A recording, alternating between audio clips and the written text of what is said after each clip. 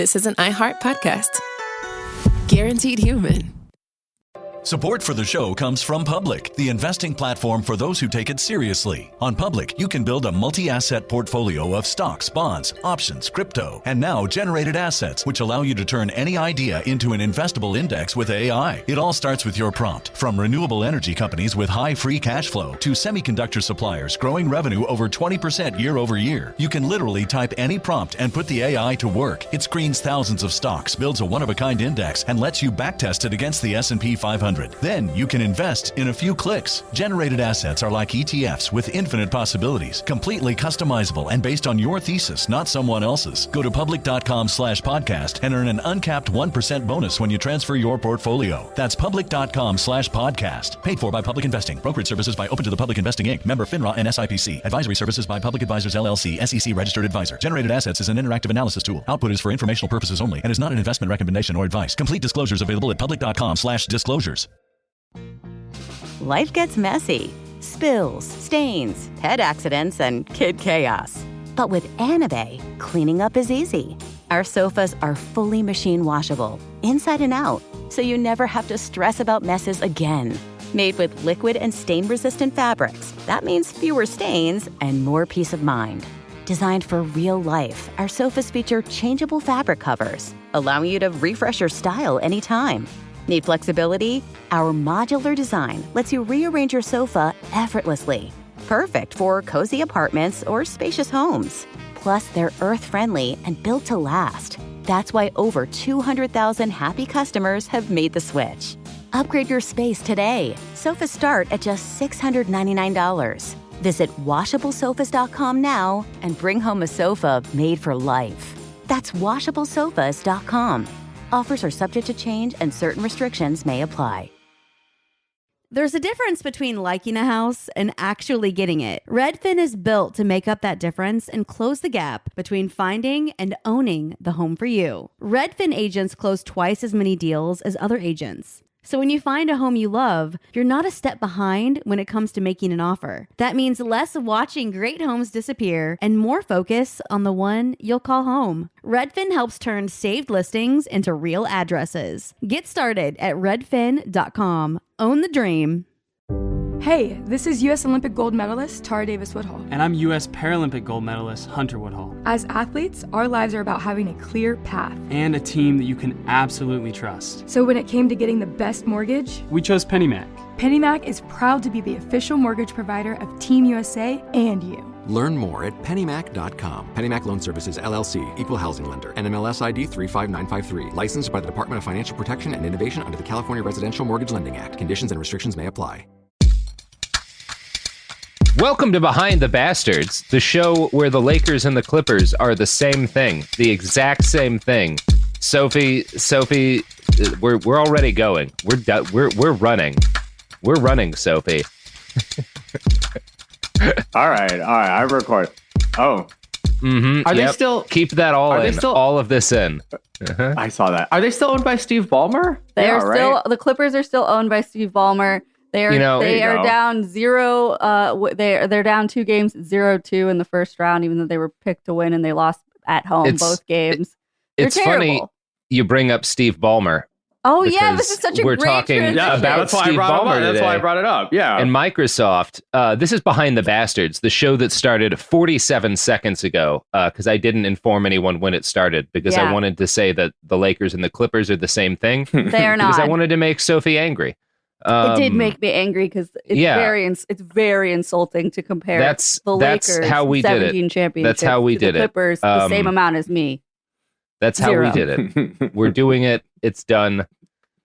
Welcome to the podcast. Anderson has the same amount of rings as the Clippers, and she doesn't have thumbs. We're doing a podcast. I think that they are indistinguishable. But you know who's not indistinguishable? All of our other guests and our current guest, Andrew T. Because Andrew T. is distinguished, a distinguished man, a distinguished podcast guest. How are you doing, Andrew? I'll say I'm more of a distinguished podcast guest than a distinguished man. That is for fucking sure. Thanks for having me. Well, you are one of my very favorite guests. We always have such a good time when we talk about terrible things. But because you're like talented in bullshit, you're always like working on TV shows. So Sophie and I had to sabotage your career in order to get you back on the podcast. So welcome back. I appreciate it. Yeah, No, you're welcome thank for that. you. I'm Thanks for having sorry. me. I'm sorry about the car bombs, but I don't know any other way to make a podcast. It is. It's effective. It's a way to be heard. That's what people say about car bombs. Effective. Yeah. Well, Andrew, today our show is titled, our working title is Bill Gates, the child molestingest pedophile in the history of slander.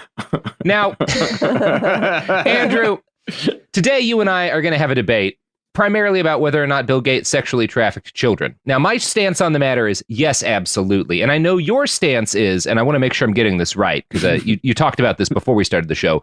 Yes, absolutely. And if you want to dispute this, please sue me, Bill Gates, you pasty scum-sucking coward. That's how you framed it, right?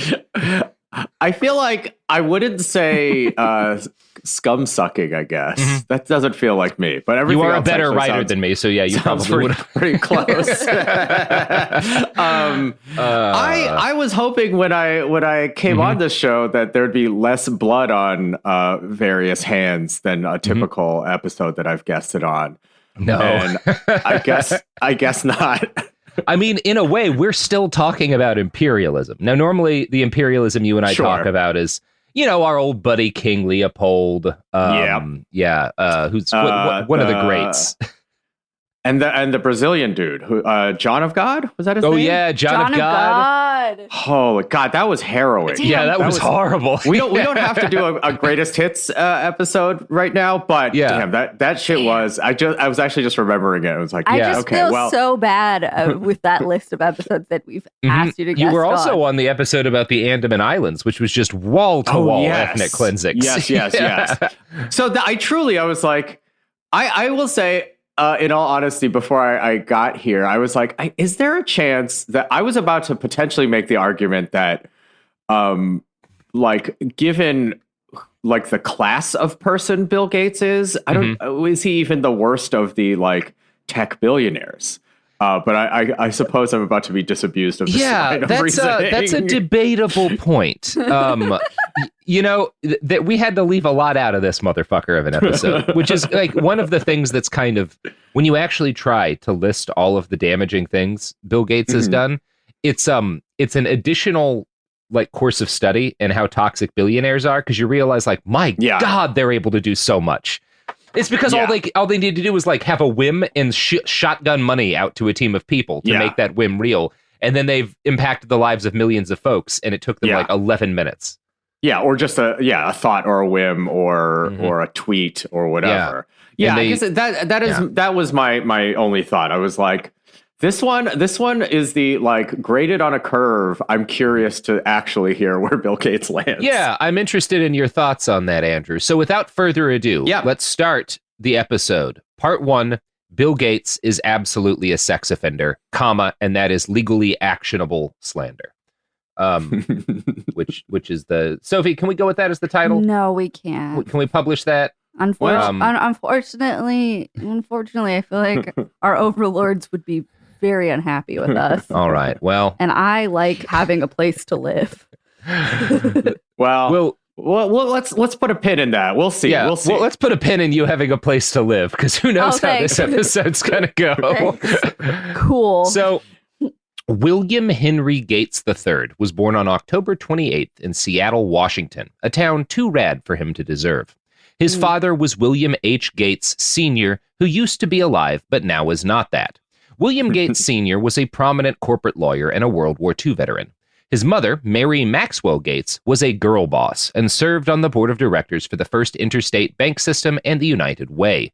His mom's dad had been the president of a national bank, so, money. Right? Your dad, your maternal grandpa is a bank president. Your dad's a wealthy corporate lawyer.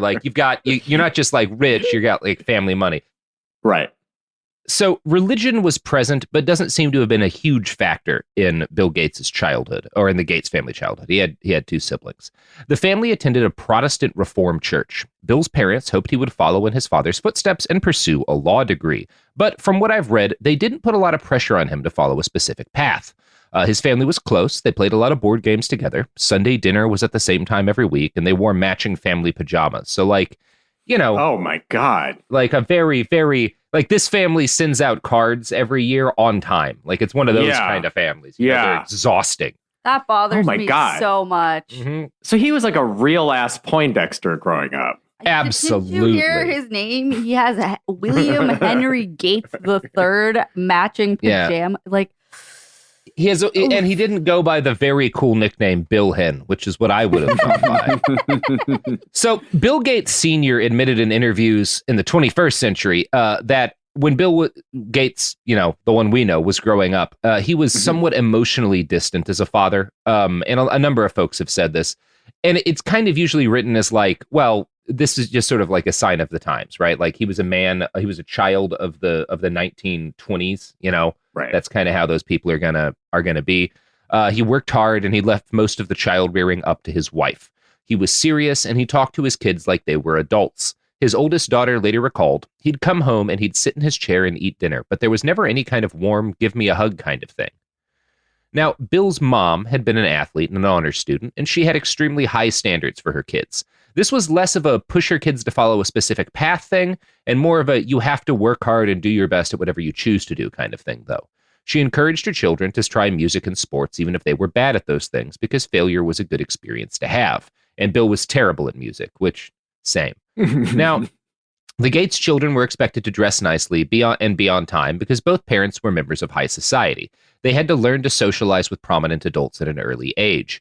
Bill followed his mother's guidance. He was a voracious reader from an early age, and he read the World Book Encyclopedia series from beginning to end. So yeah, exhausting kid. Oh. God. What are you reading, Bill? Volume F of the encyclopedia. The entire encyclopedia. Oh my God. I guess I have to say, if you catch your small child reading the encyclopedia from beginning to end, you gotta put some poison in his food or something. You gotta slow that brain down. You gotta slow that brain down. He's not going anywhere good. Yeah, get him on drugs. You know, just give him some. Honestly, give him liquor. Get him to have him start drinking. That does explain Encarta. Yeah, it doesn't explain Encarta. It's a shame that after the encyclopedia giving him so much joy as a child, he went on to commit such a crime against encyclopedia kind as Encarta. So his parents liked that he was a big reader, and they would reward his hunger for knowledge by offering to buy him any book he wanted. It should not be a surprise that he grew up super nerdy and was bullied from an early age for being small and weird and obsessed with books. Which, you know, same. I was the kid who always had like a book underneath the table in like math class. I got in a lot of trouble for that shit. Yeah. Yeah. I was definitely a little bit of that, but it's also just like, that's not just why he was he just is such an unpleasant dweeb. Yeah, I think he was probably a real dick. Just judging by everything that comes later. I guess it wasn't just the books.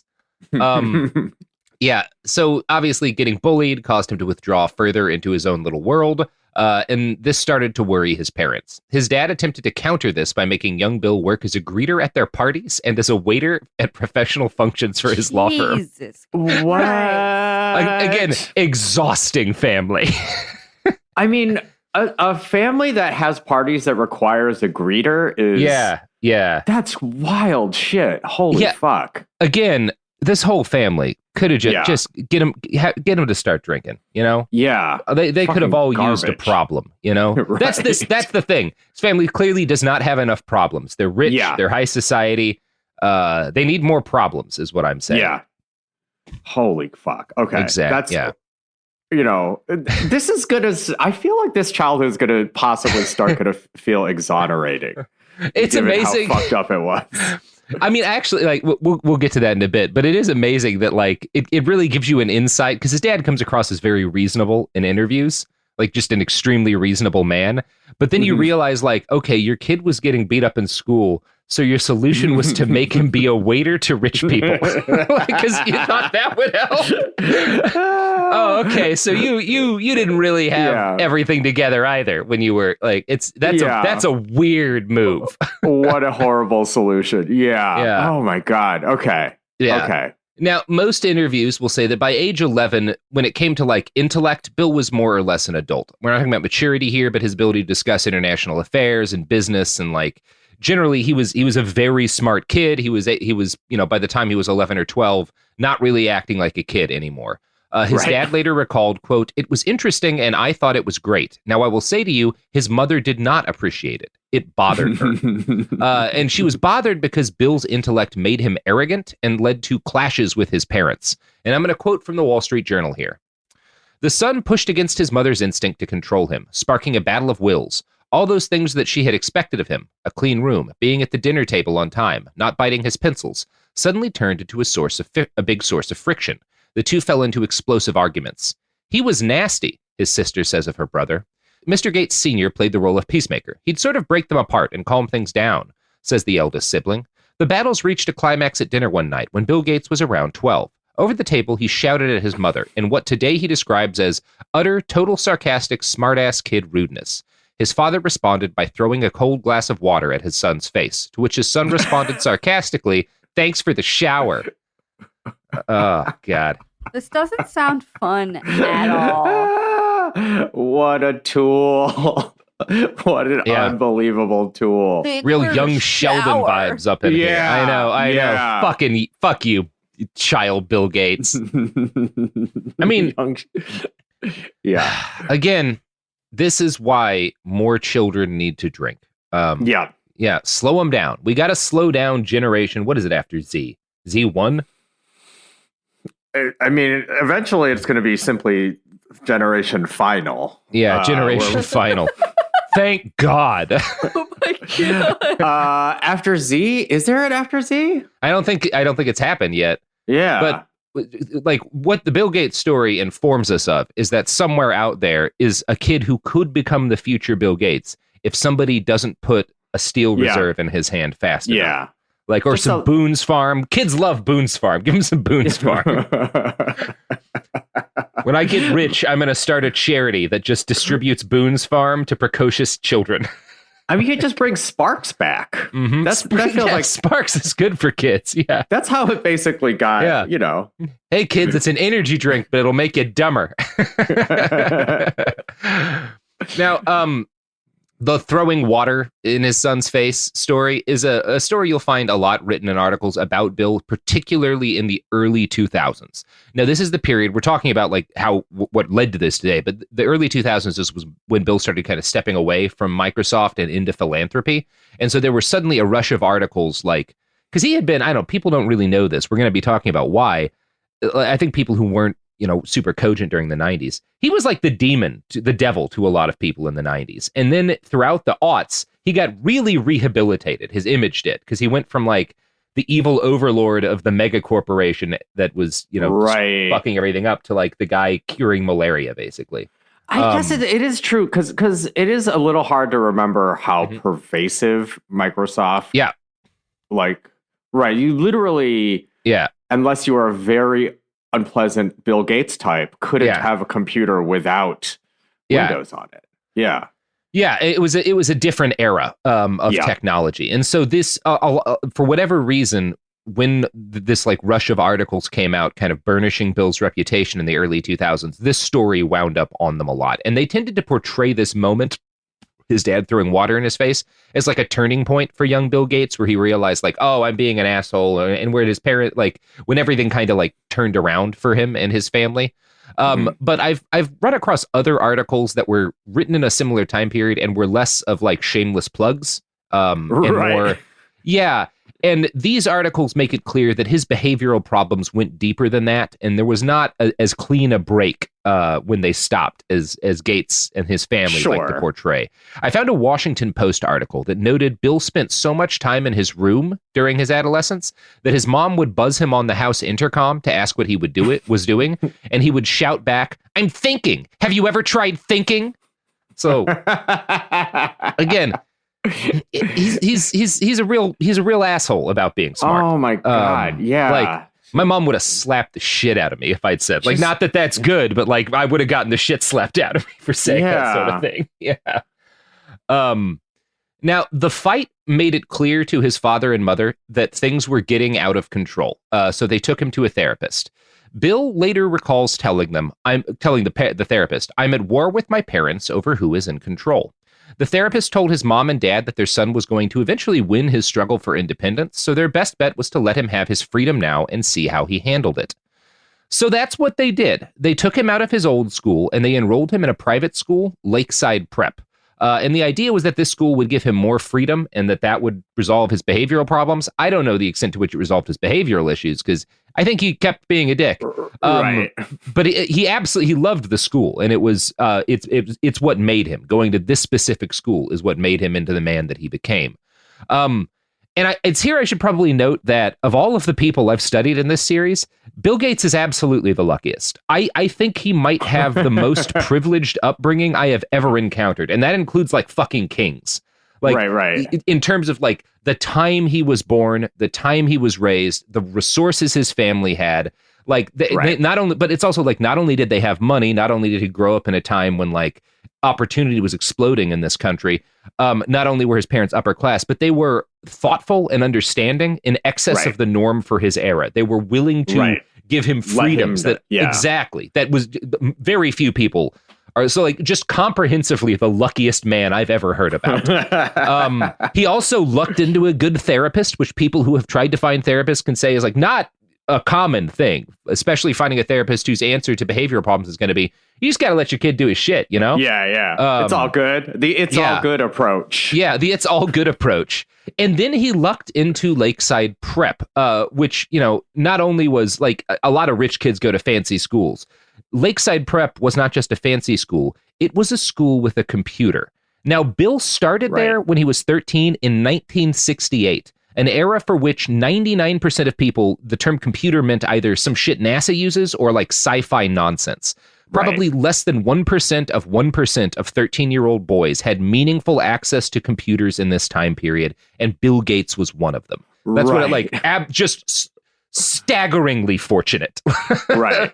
Like at that time, the other, it feels like the other possible meaning or access to computers, literally a human being who computes numbers. Yeah, like a guy with an abacus. Yeah. So the reason that Bill's school had a computer is that when he was in 8th grade, the Mothers Club at Lakeside held a rummage sale, and they used the profits from it to buy a Teletype Model 33 ASR terminal, and they also rented a block of time on a General Electric computer.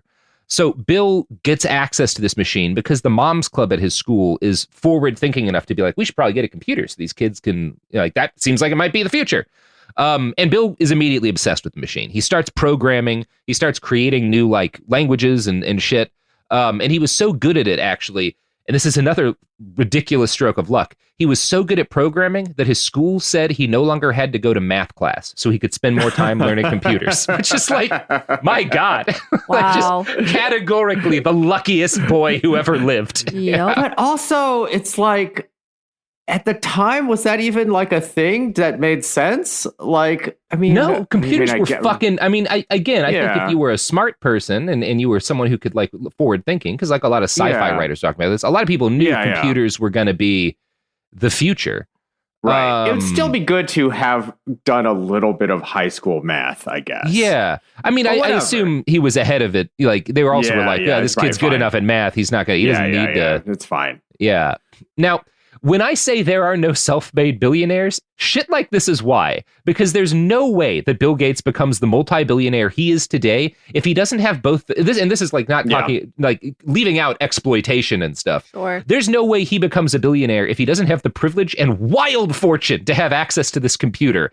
And like most rich kids didn't have this opportunity. Bill benefited at an early age, not just from wealth and social privilege, but from a wonderfully supportive community of moms who had the foresight to buy a computer for their kids to use and a school that was progressive enough to let him like spend his class time learning to program. And Bill blossomed with all this additional freedom. His dad later recalled that Bill realized, quote, "Hey, I don't have to prove my position relative to my parents. I just have to figure out what I'm doing relative to the world." And Bill decided the thing he really wanted to do was get good at computers. His first computer program was a tic-tac-toe game he programmed that let users play against the computer. He was not the only kid obsessed with the computer. two other boys, Paul Allen and Kent Evans, fell in love with this machine. Paul Allen's is the Microsoft co-founder. He died not too long ago, I think. Yeah. Oh man, it is crazy. Just like you and your buddy from high school becoming billionaires together. Yeah, because some moms sell a bunch of junk and buy a computer. It's like one of those tic-tac-toe things. Like a bunch of moms in the 1960s hold a rummage sale, and then the big domino is millions die of the coronavirus because vaccine access is locked down. I mean, I went to kind of a hippie high school, so the only equivalent to that would be if we had like been able to be the only humans on Earth with access to weed at like age 14. And I guess that would have changed shit. If your school was like, he doesn't have to go to math class. He's so getting real good at smoking pot. Weed. Truly. Man, if only they'd given Bill Gates weed instead of a computer. He just would have been really into Grand Funk Railroad, and we could have avoided a lot of problems. But you know what is into Grand Funk Railroad, Andrew? The products and services that support this podcast. One of which is Grand Funk Railroad, our primary podcast sponsor. They're still alive, right? Or are they dead? I'm going to Google, is Grand Funk Railroad dead? No, they're still alive. Looks like it. 1996 to present. They were disbanded and it seems like they're still going. Hey. So that's good. That's good. All right. Well, listen to Grand Funk Railroad. Here's ads. Support for the show comes from Public, the investing platform for those who take it seriously. On Public, you can build a multi-asset portfolio of stocks, bonds, options, crypto, and now generated assets, which allow you to turn any idea into an investable index with AI. It all starts with your prompt. From renewable energy companies with high free cash flow to semiconductor suppliers growing revenue over 20% year over year, you can literally type any prompt and put the AI to work. It screens thousands of stocks, builds a one-of-a-kind index, and lets you backtest it against the S&P 500. Then you can invest in a few clicks. Generated assets are like ETFs with infinite possibilities, completely customizable and based on your thesis, not someone else's. Go to public.com/podcast and earn an uncapped 1% bonus when you transfer your portfolio. That's public.com/podcast. Paid for by Public Investing. Brokerage services by Open to the Public Investing Inc. Member FINRA and SIPC. Advisory services by Public Advisors LLC, SEC registered advisor. Generated assets is an interactive analysis tool. Output is for informational purposes only and is not an investment recommendation or advice. Complete disclosures available at public.com/disclosures. Tired of spills and stains on your sofa? Wash away your worries with Anabay. Anabay is the only machine washable sofa inside and out, where designer quality meets budget-friendly prices. That's right, sofas start at just $699. Enjoy a no-risk experience with pet-friendly, stain-resistant, and changeable slip covers made with performance fabric. Experience cloud-like comfort with high-resilience foam that's hypoallergenic and never needs fluffing. The sturdy steel frame ensures longevity, and the modular pieces can be rearranged anytime. Shop WashableSofas.com for up to 60% off site-wide, backed by a 30-day satisfaction guarantee. If you're not absolutely in love, send it back for a full refund. No return shipping or restocking fees. Every penny back. Upgrade now at WashableSofas.com. Offers are subject to change, and certain restrictions may apply. Hey, this is U.S. Olympic gold medalist Tara Davis-Woodhull. And I'm U.S. Paralympic gold medalist Hunter Woodhull. As athletes, our lives are about having a clear path. And a team that you can absolutely trust. So when it came to getting the best mortgage, we chose PennyMac. PennyMac is proud to be the official mortgage provider of Team USA and you. Learn more at pennymac.com. PennyMac Loan Services, LLC, Equal Housing Lender, NMLS ID 35953. Licensed by the Department of Financial Protection and Innovation under the California Residential Mortgage Lending Act. Conditions and restrictions may apply. Let's talk about modern home shopping. It's sort of become a fun side hobby, right? Scrolling listings at night, dreaming about kitchens you've never seen, or backyards you haven't even stepped foot in, all from the comfort of pretty much anywhere. Redfin knows a lot of people like you want to own, but are stuck in this browsing mode loop. That's where Redfin flips the script. With listings that update within minutes and tours you can book right from the Redfin app, you can see your dream home the moment it appears. Now, liking a listing is easy, but actually landing it That's where Redfin comes in. Redfin has over 2,200 agents with local expertise. And Redfin agents close twice as many deals as other agents. That means they want to help you win, not just window shop. Redfin is built to help you go from just looking to wait, this could actually be home. So become the newest neighbor on the block. Visit redfin.com to start finding and start owning. That's redfin.com. We're back. We just listened to some GFR. I call them GFR, Andrew. It's just kind of a thing within the GFR community. So I don't know why we're talking about Grand Funk Railroad today. So yeah, Bill Gates gets real into computers with Paul Allen and this other kid, Kent Evans. Now, Kent Evans was Gates's early best friend. He was a weird kid who carried a briefcase filled with business magazines. So what the shit? I hate this high school full of dorks so much.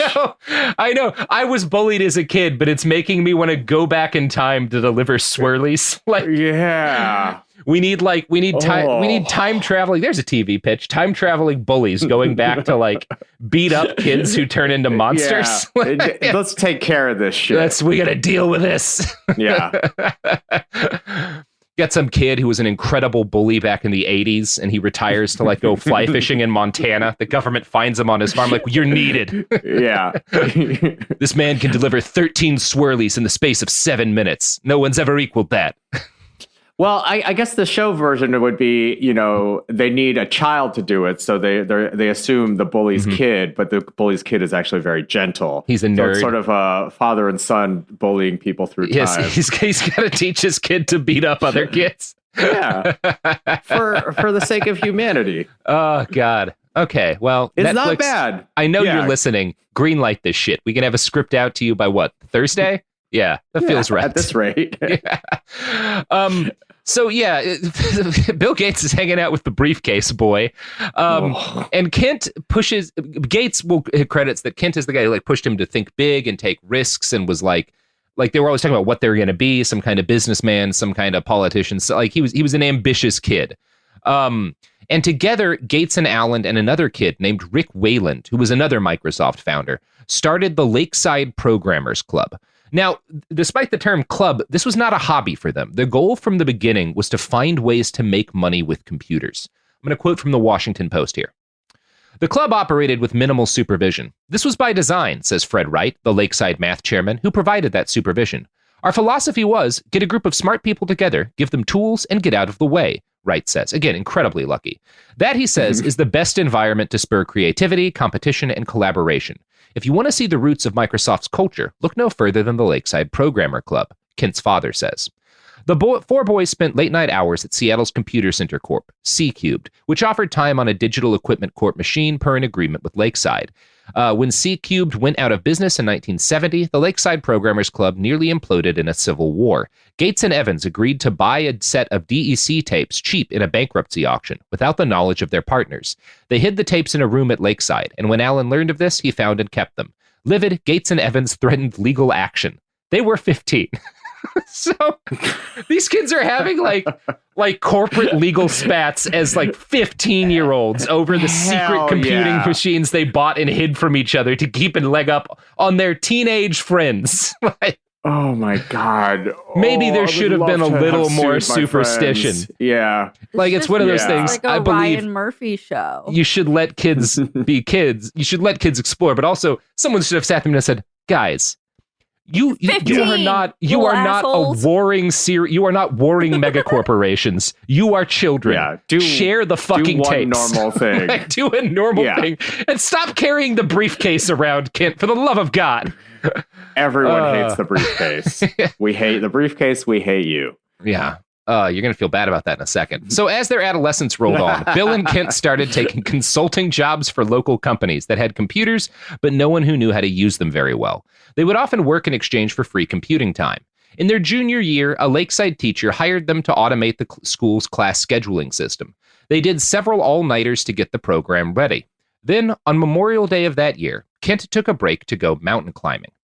Now, he was not an athletic kid, but he was someone who was prone to getting obsessed with things. And he had decided rather suddenly that he wanted to get good at physical task. So he got into mountain climbing. But he wasn't great at it, and he slipped and fell to his death on May 28th, 1972. So his father later blamed the accident on the fact that Kent was too exhausted to pay attention on mountain climbing because he'd been coding with Bill Gates all night. And Gates told the Washington Post, "I was devastated." And he's been very consistent about the fact that like this was an incredibly traumatic thing. His best friend dies. He was actually set to give a speech at Kent's funeral, but he couldn't handle doing it. It was just too emotional for him. I'm sure this is true. His now soon-to-be ex-wife says that when she met him like 30 years later, he still talked about Kent all the time. But I have to throw in this very odd quote he gave to Netflix for a documentary when asked about Kent's death. "It was so unexpected, so unusual. People didn't know what to say to me or to his parents. I sort of thought, hey, okay, now I'm going to do all these things that we talked about, but I'll do it without him." Like, that's... I mean, he's just a weird dude who has trouble phrasing things like a human I think being. It is. Like, because he's really consistent about this being and I'm sure it was. That said, clearly it was a weird kind of friendship because they're engaging in like corporate espionage with their other teenage buddies. Like, now, with his best friend dead, Bill needed a new best friend to stay up all night coding with, one who wouldn't go mountain climbing. He picked Paul Allen. Paul was enrolled at the University of Washington, but he would come back to finish the project with Gates when he was on break from college. Gates and Allen finished coding the program during Gates' senior year. While he was still 17, he and Allen formed a company called Traf-O-Data with the goal of making traffic counting machines. So they're doing businessy shit throughout this period, Bill's last couple of years in high school, but their collaborations weren't all professional. During one of his breaks from college, Allen helped Bill Gates do something creepy as hell. And I'm going to quote from a write-up in The Cut. When he was in high school, he and fellow Microsoft co-founder Paul Allen would hack into the school's scheduling software and sign Gates up for all-girls classes to up his chances of getting a date. "Paul did the computer scheduling with me," Gates said. "Unfortunately for him, he was 2 years ahead of me, and he was off to college by then. So I was the one who benefited by being able to have the nice girls at least sit near me. It wasn't so that I could talk to them or anything, but they were there. I think I was particularly inept at talking to girls, or thinking, okay, do you ask them out? Do you not? When I went off to Harvard, I was a little more sociable, but I was still below average on talking to girls." But that is the thing. It's like, because I did a little kind of fucking computer programming when I was in high school, and like making like business software, like just make a weird quasi-pornographic video game. Like, that's what you want to do? What is happening here? Mm-hmm. It's so bizarre because, like, I mean, honestly, this is like some fucking Mark Zuckerberg shit, right? It's like starting Facebook so that you could like spy on girls and shit. It really is. It's the same basic idea. Bill's is from an earlier age. He would have done the same thing Zuckerberg did. That said, it's also like he's too much of a nerd to take advantage of it. He's just sitting in class with these girls. Because it is a very child of the 60s, child of the 50s, I guess, kind of was just like, once I'm there, I made it. I'm in the room with the girls. Yeah. Oh, Bill. Yeah. Oh, Bill. And it's, the thing that's funny about it is, I mean, there's a number of things that are funny about it. But like, it's like Revenge of the Nerd shit, you know? Yeah. Like it's that kind of thing, which, like, if you haven't watched Revenge of the Nerds, it's a movie that it's like this silly movie about a bunch of nerds, being the cool kids, and getting one over on the jocks at a college that nobody thought anything was problematic about until I think about 10 years ago, everyone realized at the same time that the main character literally rapes a girl. And it's played off as a gag. Like, it's pretty bad. Like pretty grim ass shit. It is truly just like, what? But it's so many movies from the 80s that are like that also. Yeah, and Bill Gates is like that. Like now, we'll talk about this in the second episode. There's all these stories coming out about how creepy he is and how like inappropriate a lot of his relationships were. And people just like didn't talk about it because it was just like, well, he's like who wouldn't want to fuck the billionaire nerd? Like, that's the thing. The nerds grow up and make money and then all the women want them. That's like, there's like a million movies with that as the plot. Right. Now, interestingly enough, fucking The Simpsons early on put a lot of time into, like, with a character clearly themed after Bill Gates, subverting that trope, which is good. Now, as that last quote made clear, Bill was accepted into Harvard after college. Creep or not, his grades and impressive computing resume made him a shoo-in. He started college in 1973, and he lived in a dorm house that was filled with all of the math and science nerds, because even Harvard had standards. They wanted to keep those kids away from the dorms where kids were getting laid, basically. Right. Now, during his sophomore year, Bill Gates met Steve Ballmer, the future CEO of Microsoft, and presently most famous for allegedly throwing chairs at employees during meetings. Yeah. I can confirm from my time as a tech journalist that he smells like onions. I don't know what he smelled like in college, but I can confirm that in like 2010, he smells like onions. Now, Ballmer and Gates were opposites in a number of ways. Steve was extremely involved in everything. Bill was aggressively uninvolved in anything but his own little world of computers. That Washington Post article I quoted from includes a few interesting tidbits, like that both got perfect scores on their SATs and were obsessed with Napoleon. There's probably something meaningful in the fact that Bill Gates loves Napoleon and Mark Zuckerberg loves Augustus Caesar. Not a coinky dink, but all right. I'm just saying it should be illegal to have classics education. We should. Well, especially for that type of white guy. You're like, come on. Yeah. No, the only thing you should learn about is genocide. We're throwing all of the statues into the sea. Don't tell this kid about Hadrian. Now, the reports we have from Gates in college make it clear that he was gross. He didn't use sheets. Instead, he slept directly on his dorm mattress because making his bed was too hard. Ballmer did the same. Again, all boys in college are gross. So I don't know. It's just funny to me. Now, Gates's main extracurricular during college was poker, which he was terrible at. He lost so much money that he eventually gave Steve Ballmer his checkbook for safekeeping, because otherwise he was going to lose all of his money getting his ass kicked at poker. Now, while all this was happening, personal computing was in its infancy. 1974 marked the release of what a lot of people will call the first personal computer, the Altair 8080. Now, Paul Allen, who at this point had graduated and gotten a job at the Honeywell Corp., immediately rushed to Bill's dorm with an ad for the Altair 8080. He and Gates quickly wrote a letter to the computer's manufacturer, MITS, asking if they could write software for it in BASIC. MITS was like, yeah, sure, you guys can, we'll pay you to write software if you come up with software that's good, but you better hurry because a shitload of people have actually been making the same offer to us. Personal computing is kind of starting to blow up in this period of time. So both men basically dropped everything else in their lives to move to Albuquerque, where MITS was headquartered, and write software for the first personal computer. This meant Paul Allen quit his job at Honeywell, and Gates dropped out of Harvard in his junior year in 1975 to move to Albuquerque and start a company. You might have expected this to have gone over poorly with his parents, but again, Bill seems to have kind of hit the mom and dad lottery in a lot of ways. When questioned about it decades later, his father said, "Being a college dropout wasn't precisely what my wife and I had envisioned for any of our children, but Bill seemed to know what he was doing." Very supportive family this kid has. And he did know what he was doing. You have to give the man credit for that. Allen and Gates formed a consulting company to sell software to Altair. They called it Micro-Soft. Why can you tell where this is going? Everything needed a dash back in the 70s. Is the Napster guy going to come and say, get rid of the dash, or is that not what's going to happen? No, the Napster guy had not been born at this point. Yeah. Thank God. That's true. Yeah. What's his name? Sean Parker, that fucker. Sean Parker, that piece of shit. Fuck you, Sean Parker. Too. Yeah.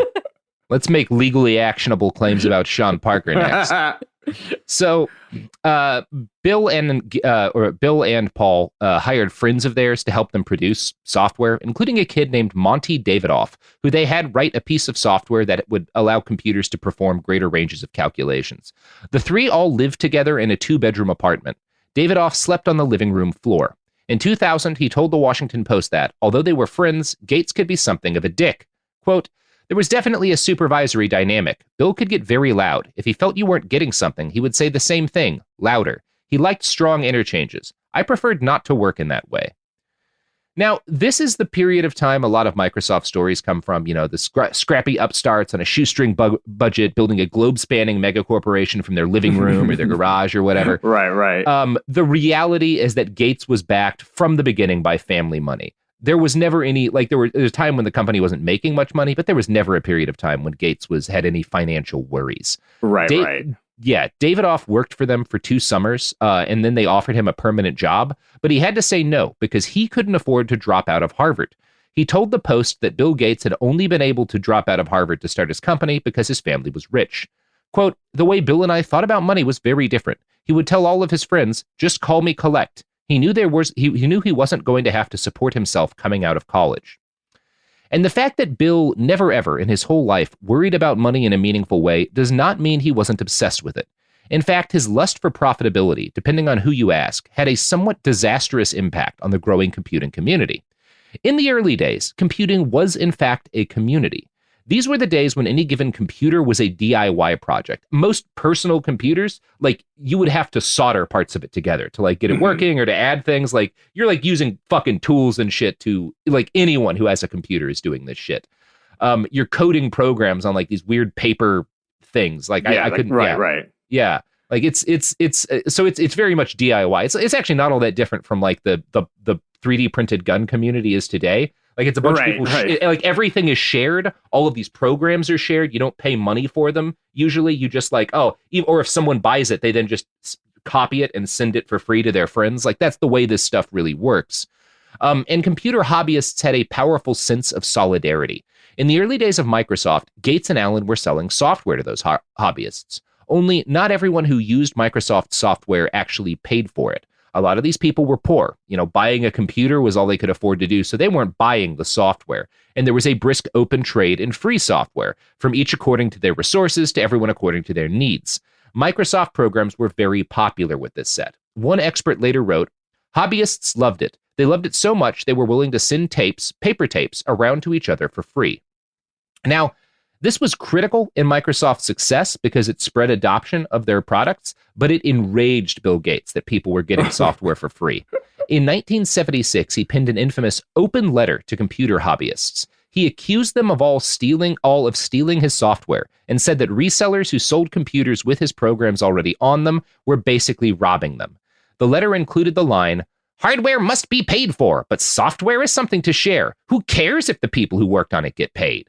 He's being very snotty about this. Now, Gates complained that the time he and Allen spent to create their products was worth $40,000, but that the royalties they received based on what they'd actually sold meant they were just making about $2 an hour. This was, many will argue, a short-sighted way of looking at things. The share and share-alike mindset of early software was a major driver of innovation. It allowed different ideas about software to be merged and tested and provided early programmers with a greater base of knowledge to work from. Many of the brilliant minds behind the computer revolution, guys like Steve Wozniak, benefited hugely from this state of affairs. And the Woz is someone who will say, yeah, that's why we have the computing systems that we have today. It's because in my day, we were just able to share everything. And Woz is like a punk side of this thing. He's a phone phreaker. He's doing, back in the day, you could make certain signals over the phone that would get you free phone access and shit. He was all into that.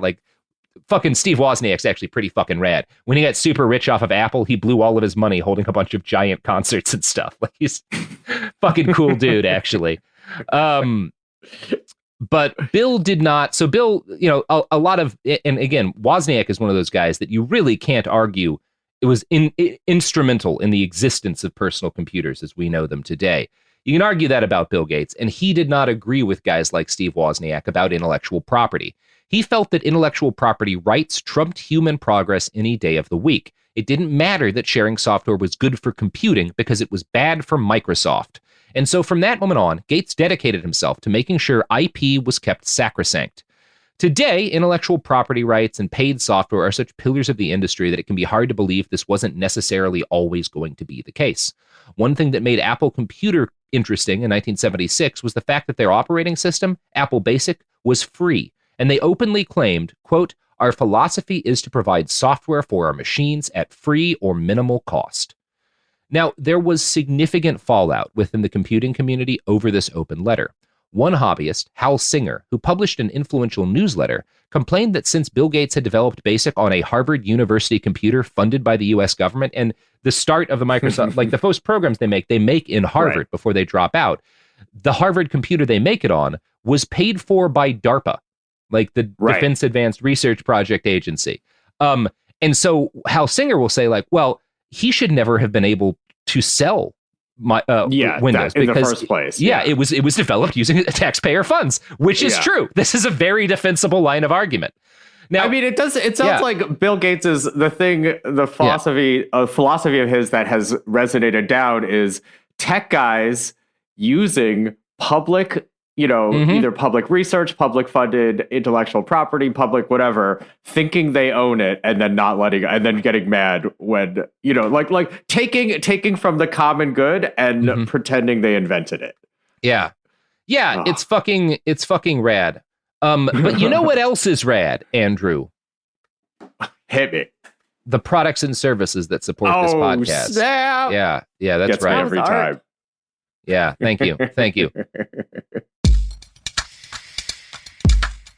Support for the show comes from Public, the investing platform for those who take it seriously. On Public, you can build a multi-asset portfolio of stocks, bonds, options, crypto, and now generated assets, which allow you to turn any idea into an investable index with AI. It all starts with your prompt. From renewable energy companies with high free cash flow to semiconductor suppliers growing revenue over 20% year over year, you can literally type any prompt and put the AI to work. It screens thousands of stocks, builds a one-of-a-kind index, and lets you backtest it against the S&P 500. Then you can invest in a few clicks. Generated assets are like ETFs with infinite possibilities, completely customizable and based on your thesis, not someone else's. Go to public.com/podcast and earn an uncapped 1% bonus when you transfer your portfolio. That's public.com/podcast. Paid for by Public Investing. Brokerage services by Open to the Public Investing Inc. Member FINRA and SIPC. Advisory services by Public Advisors LLC, SEC registered advisor. Generated assets is an interactive analysis tool. Output is for informational purposes only and is not an investment recommendation or advice. Complete disclosures available at public.com/disclosures. Kids, pets, life, your sofa sees it all. But with a washable sofa, stains don't stand a chance. All of our sofa collections come with fully machine washable covers and cushions, making cleanup effortless. Liquid and stain-resistant fabrics provide extra protection against everyday messes. Plus, with modular designs, you can rearrange your sofa however you like. Perfect for growing families and changing spaces. Starting at just $699, it's time to upgrade to a stress-free, mess-proof sofa. Visit washablesofas.com today and save. Offers are subject to change and certain restrictions may apply.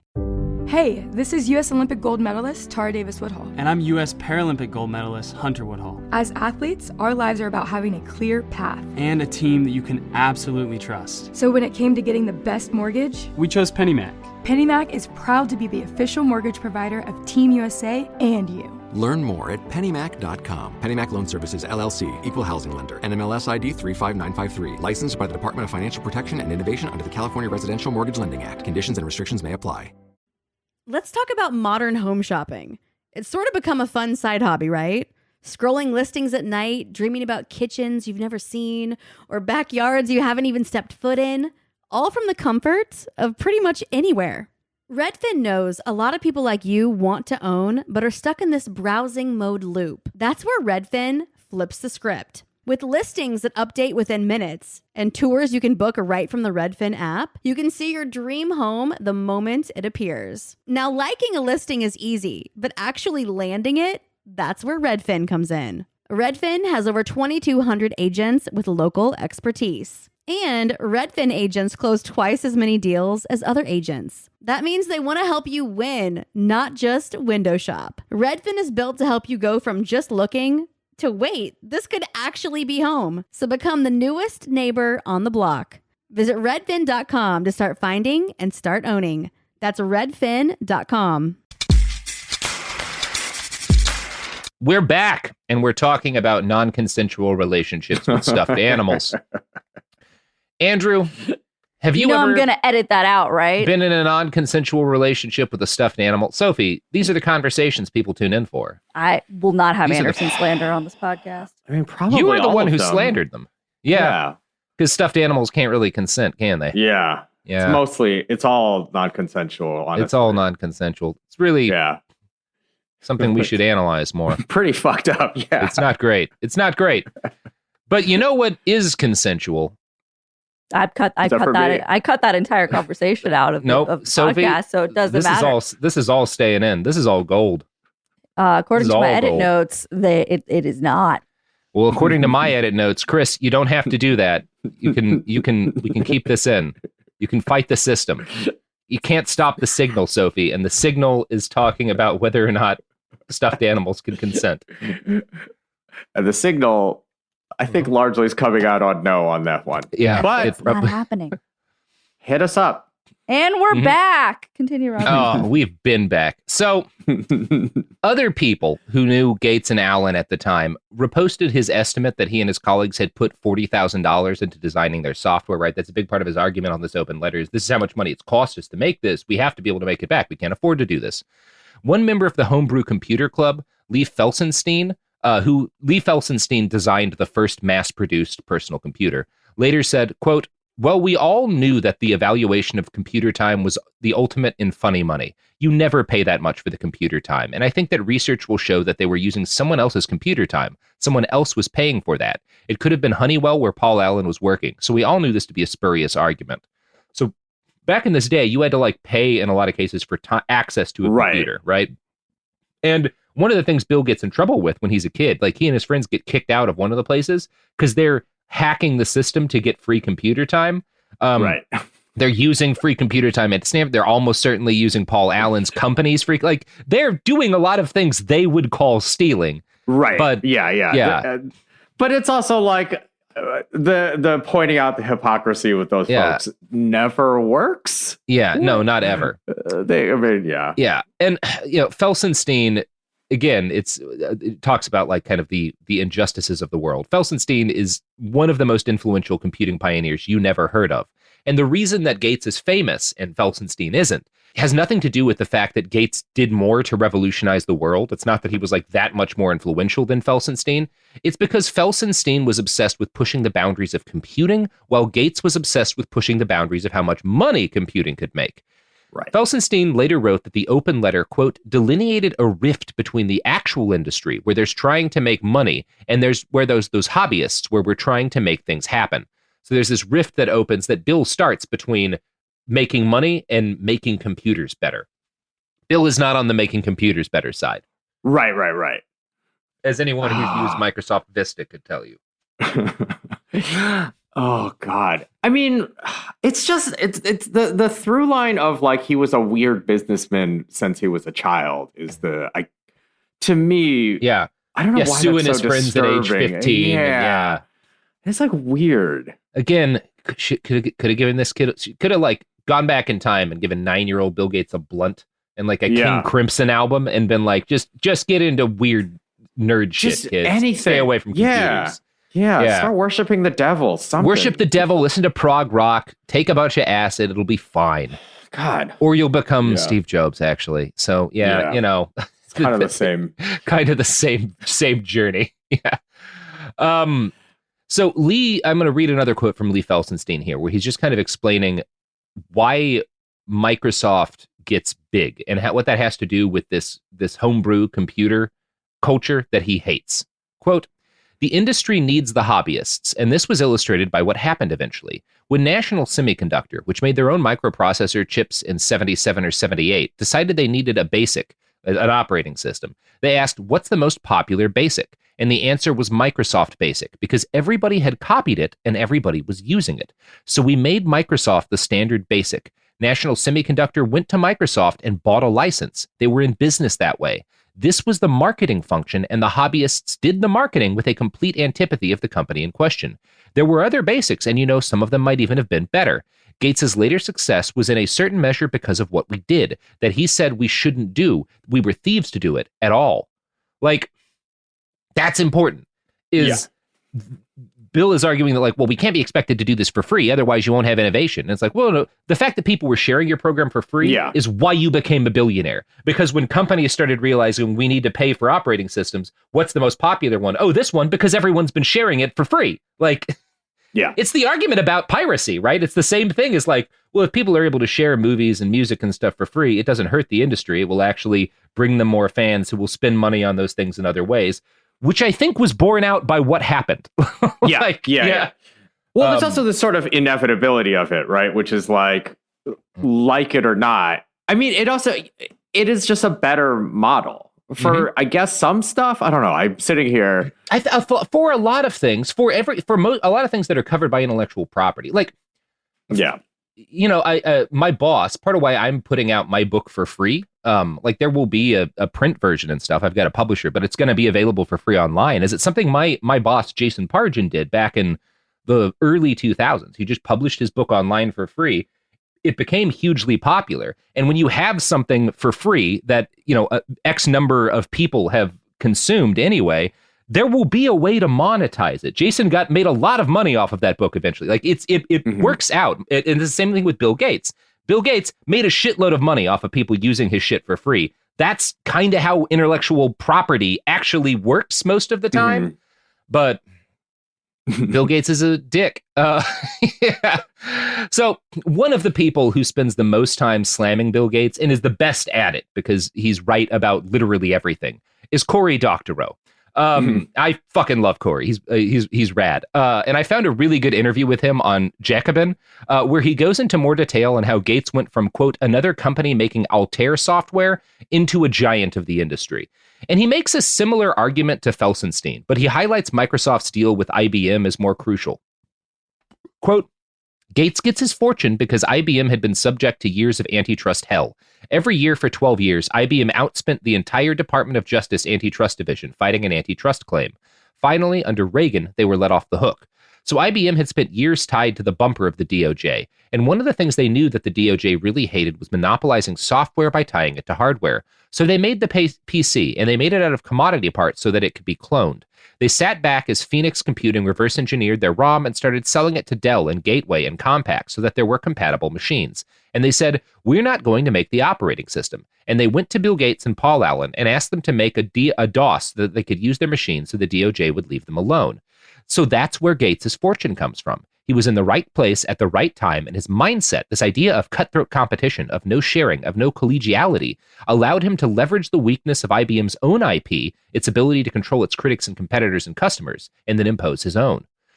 And so, in another bit of irony, Gates, who spends a chunk of his life fighting one of the biggest antitrust cases in history, maybe the biggest, also is only able to get started because the DOJ goes after IBM for monopoly shit. Like, because IBM has stopped from making Monopoly, that's why they don't go in-house to make their operating system, because they're worried about antitrust shit, which is why Bill Gates gets rich. Like, all of these things he hates his whole life are the whole reason he has money. Like, it's... Yeah. Right. The hypocrisy of it is like, what can you do? I don't know. They're always going to think they invented it. Yeah, they're always going to think it was all them. Yeah. Again, this is why we need like to dismantle all of our present federal law enforcement agencies and devote their resources to like hiring a bunch of middle-aged and like early 50s, 60s women and giving them tire irons and the ability to track people down and hit them in the face with tire irons when they start doing shit that's clearly going to end in a bad place. Like, you see a 15-year-old suing his partners in the computer club, and it's like, it's time for the ladies to hit him with some irons, you know? Yeah. Like, smack them around a little bit. Yeah. Maybe make another one of them have a mountain climbing accident. I don't know. So, just hypothetically, just the old ladies with tire irons, no nonsense division. They could have gone after the WeWork guy, you know, when he starts talking about being the world's first trillionaire. Hit him with a fucking iron right in the face. Like, fucking crack that boy's jaw. Just take a thought. Mm-hmm. It couldn't be worse than the current system. Yeah, exactly. Yeah. Now, Microsoft, so by 1980, Microsoft was enough of a real company that Bill was able to hire his buddy Steve Ballmer to do the non-techie business managing stuff that was necessary in a growing company. Ballmer was employee number 24. Ew. Now, what? You won't get the reference, but ew. Continue. Oh, okay. It's probably a basketball thing. Yep. Sophie loves the Lakers, who are the same as, I don't know, whatever other team she was mentioning earlier. I don't know any of these things, Sophie. But Steve Ballmer does because he owns a golf team or some shit, whatever kind of sport. They don't win, so might as well go with that. So this is not a business nerd podcast where we talk about how companies grow and shit. You can find so much written about like the intricacies of early Microsoft corporate culture and whatnot. And it's all boring as hell. Apple is a lot more fun because Steve Jobs is a freaking lunatic. Right. Just like he's literally like a filthy vagrant who like forces everybody to smell his rancid ass as he like refuses to shower for weeks and lives in the office. He's a hoot. I got my start in journalism in like reporting on the tech industry, and I was legitimately bummed when he died because he was just so fucking entertaining. But also a monster, like they all are, except for the Woz. Someone's going to tell me about Steve Wozniak designed Israeli missile technology or some shit and make me really sad, but I don't know anything about anything bad he's done yet. So there were twists and turns, obviously, in the story of Microsoft's growth, but the gist of it is it expanded steadily over the 80s. In 1986, it had its IPO, which is the IPO is when it goes public on the stock market. That's when all of the people who found a company get rich as shit.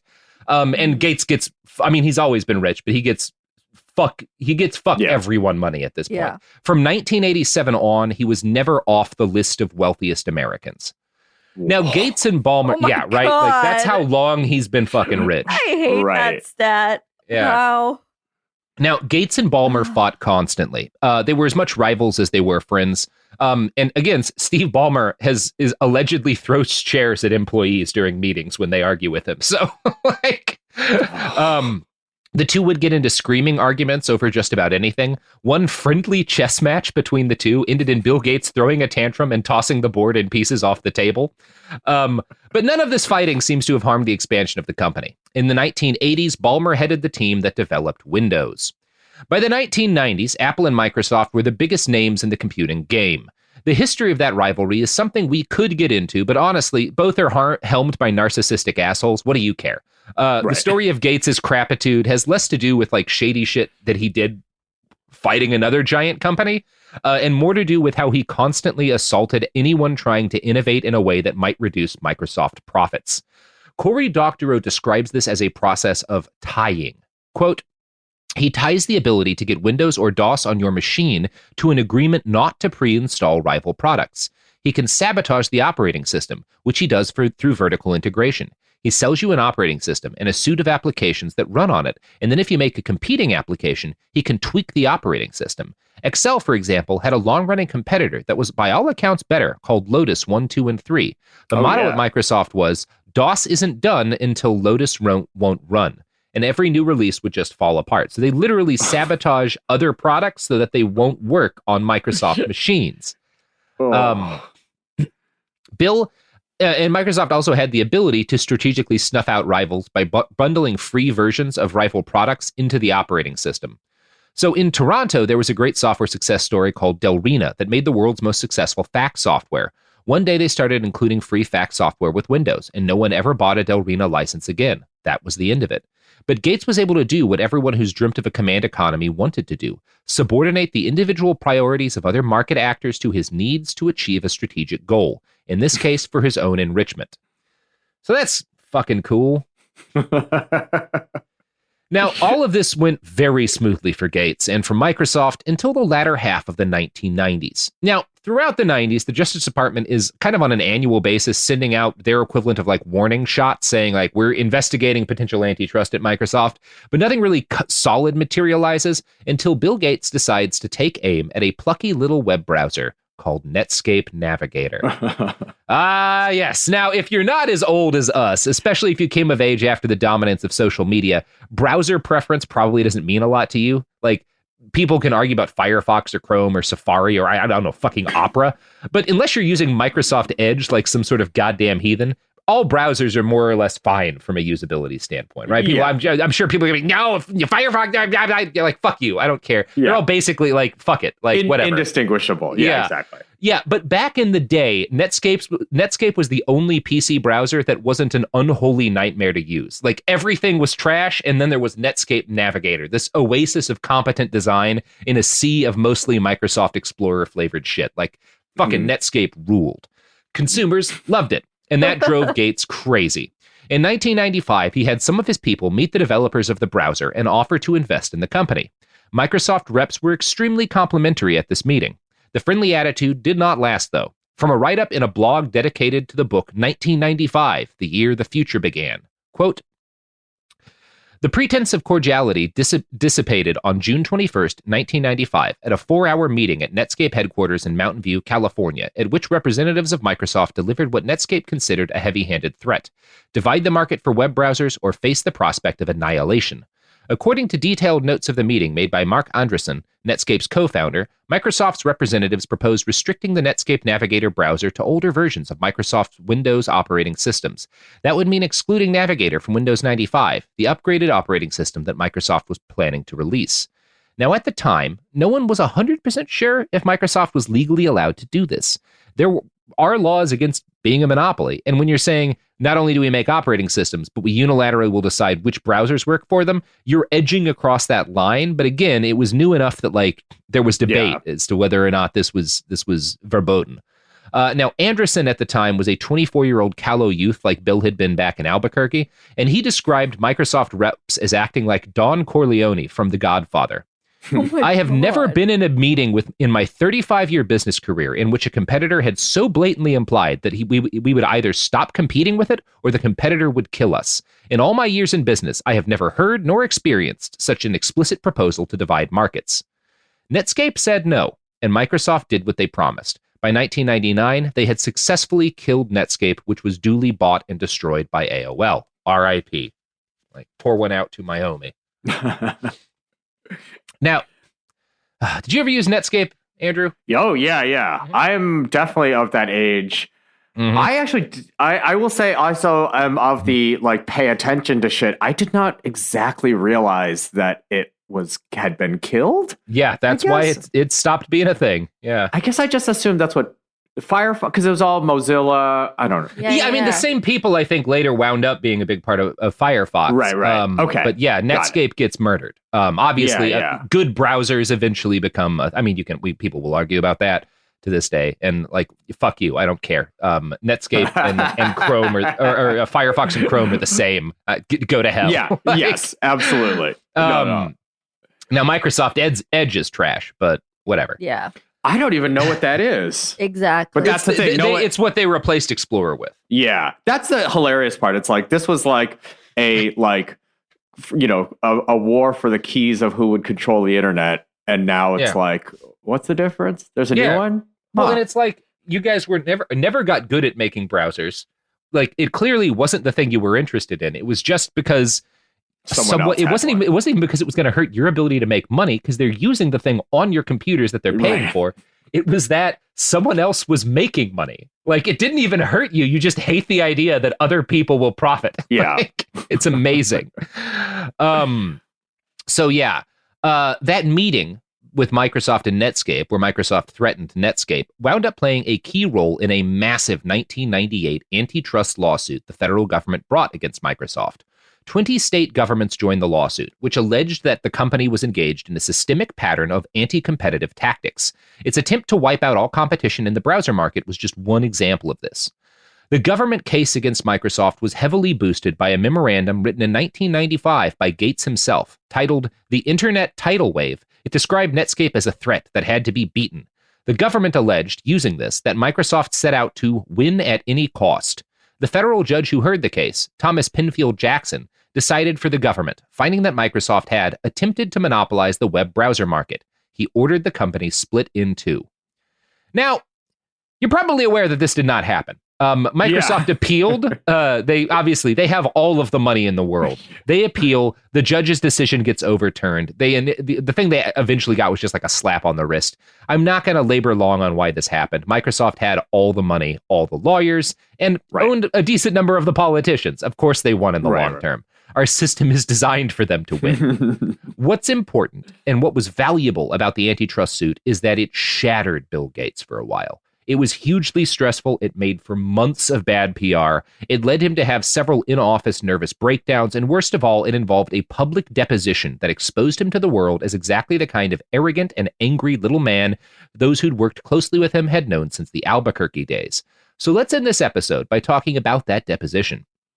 Microsoft's legal strategy in the first case was to depict the prosecutors as out-of-touch old fogies who didn't understand technology, and to claim like Microsoft is just acting in the way any reasonable tech company would do. Gates's lawyers and PR flacks wanted him to make hay out of his reputation as a boy genius who dropped out of Harvard to become the world's richest man. Here's how Ars Technica described what came next. By day 2, it became clear that the strategy was failing spectacularly. As New Yorker writer Kent Auletto once noted, Gates had never in his life groveled for a job or suffered many of the indignities most of us experience on a regular basis. He regularly berated reporters for asking what he'd say were stupid questions. Publicly lauded as the wise sage, consummate businessman, and industry visionary, Gates was accustomed to being treated with obsequious deference from all but a small number of peers. As such, he had little or no experience tolerating, let alone encountering, dissent, criticism, or challenges to his authority.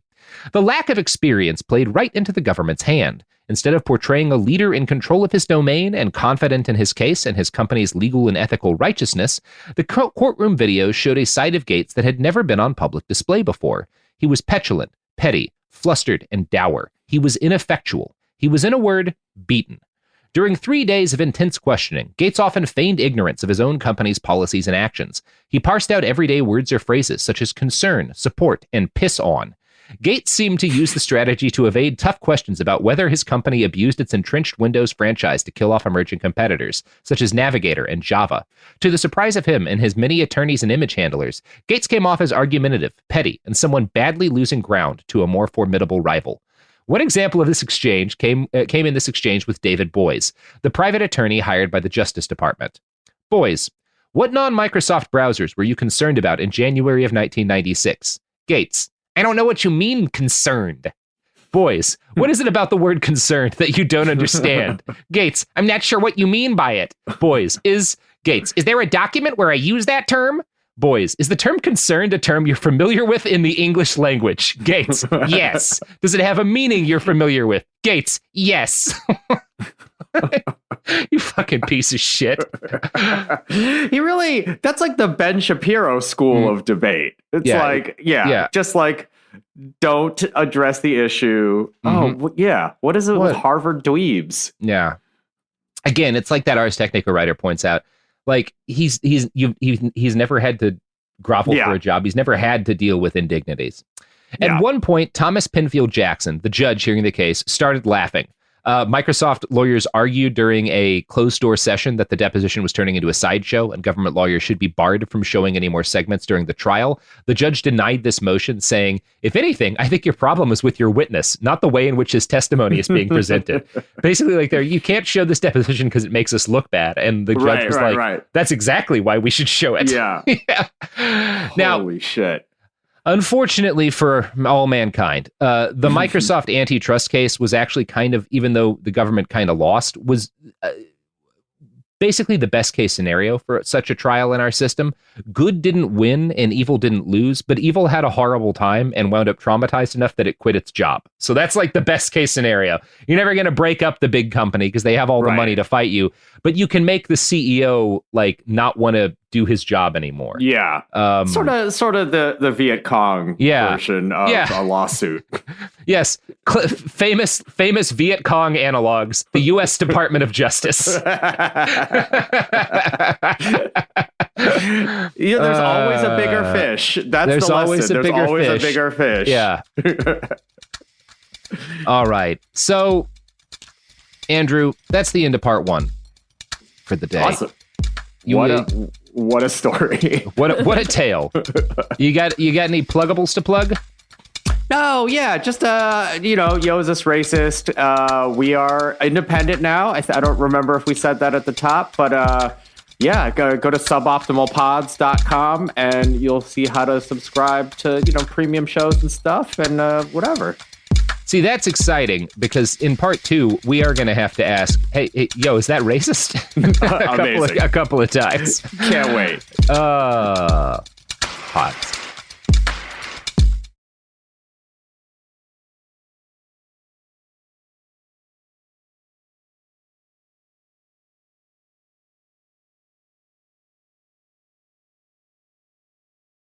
Kids, pets, life, your sofa sees it all. But with a washable sofa, stains don't stand a chance. All of our sofa collections come with fully machine washable covers and cushions, making cleanup effortless. Liquid and stain-resistant fabrics provide extra protection against everyday messes. Plus, with modular designs, you can rearrange your sofa however you like. Perfect for growing families and changing spaces. Starting at just $699, it's time to upgrade to a stress-free, mess-proof sofa. Visit washablesofas.com today and save. Offers are subject to change and certain restrictions may apply.